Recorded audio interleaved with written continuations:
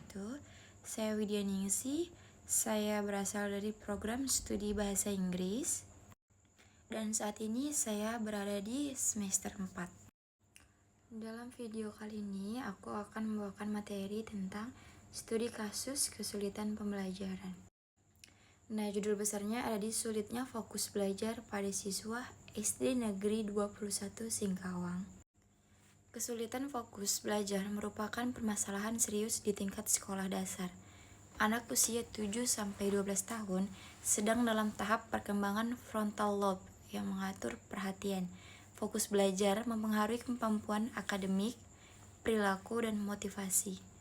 Studi kasus dilakukan di SDN 21 Singkawang terhadap siswa kelas 4 yang mengalami gejala kesulitan fokus.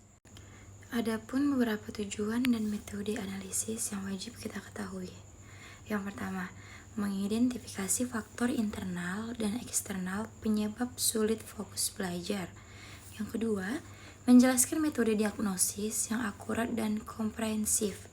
Yang ketiga, merumuskan strategi intervensif efektif yang dapat diterapkan guru dan orang tua. Dalam metode analisis, pertama, observasi langsung selama 3 minggu di kelas. Kedua, wawancara dengan guru kelas untuk mengetahui latar belakangnya. Yang ketiga, angket kepada siswa untuk mengetahui minat dan kondisi emosionalnya. Nah, adapun faktor penyebab kesulitan fokus nih. Yang pertama, faktor internal, yaitu kurangnya motivasi intrinsik siswa untuk belajar. Yang kedua, kelelahan fisik dan emosional akibat rutinitas tidak teratur. Yang ketiga, gaya belajar kinestetik tidak terpengaruhi oleh metode ceramah konvensional.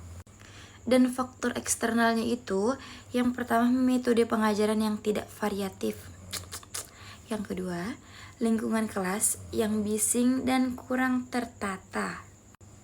Yang ketiga, minimnya pendampingan dan perhatian dari orang tua di rumah.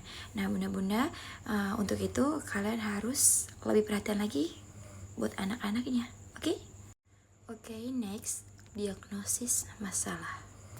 Diagnosis dilakukan melalui triangulasi dan observasi wawancara dan angket. Gejala yang ditemukan pada siswa meliputi melamun ketika guru menjelaskan materi, tidak mengerjakan tugas karena tidak memahami instruksi.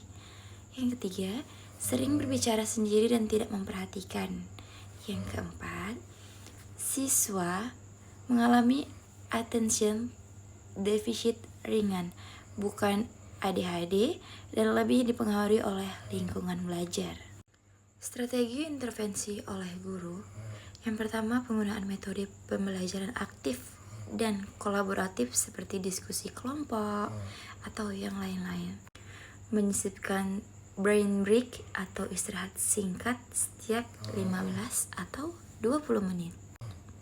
Memberikan pujian positif kepada siswa yang menunjukkan peningkatan fokus dan menggunakan alat bantu visual dan media pembelajaran yang interaktif. Nah, sebaiknya kita intervensi oleh siswa dan orang tua. Siswa diberikan alat bantu seperti fidget toys atau kertas warna untuk mengarahkan energi. Dilatih fokus melalui permainan edukatif dan latihan konsentrasi. Untuk orang tua, mengadakan konseling ringan untuk memahami kebutuhan anak dan membuat jadwal belajar harian yang singkat tapi konsisten di rumah.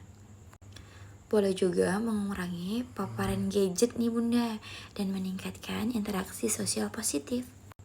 Nah, untuk solusi dan rekomendasi di sini, untuk guru, gunakan metode pembelajaran aktif dan kreatif. Nah, lakukan deteksi dini terhadap kesulitan fokus pada siswa. Untuk sekolah, adakan pelatihan guru tentang kesulitan belajar atau sediakan lingkungan belajar yang kondusif dan menyenangkan. Dan untuk orang tua, dukung anak secara emosional dan akademik di rumah nih, dan batasin penggunaan gawai dan dampingi saat belajar. Nah, jangan sepele nih, Kesulitan fokus belajar merupakan masalah kompleks yang dapat ditangani melalui pendekatan kolaboratif. Penting untuk memahami karakteristik siswa dan memberikan intervensi yang sesuai dengan kebutuhan mereka. Sinergi antara guru, orang tua, dan pihak sekolah merupakan kunci keberhasilan intervensi pembelajaran. Nah, semoga kalian semua mengerti ya. Saya Widya Ningsih. Untuk seputaran psikolog pendidikan, kalian bisa langsung like dan subscribe di channel saya. Oke, saya Widya Ningsih mengucapkan terima kasih. Wassalamualaikum warahmatullahi wabarakatuh.